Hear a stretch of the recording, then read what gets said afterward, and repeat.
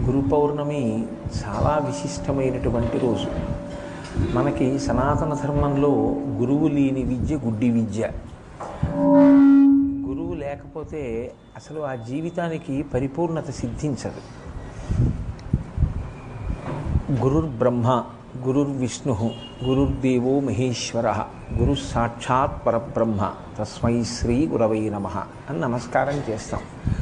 గురువే బ్రహ్మ, గురువే విష్ణువు, గురువే శివుడు.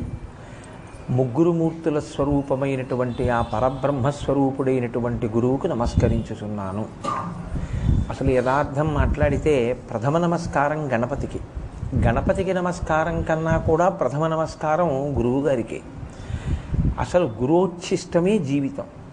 జీవితం శిష్యుడు అనుభవించేటప్పుడు తాను పొందినటువంటి అభ్యున్నతిని, తాను పొందిన ఐశ్వర్యాన్ని గురువుగారి యొక్క అనుగ్రహంగా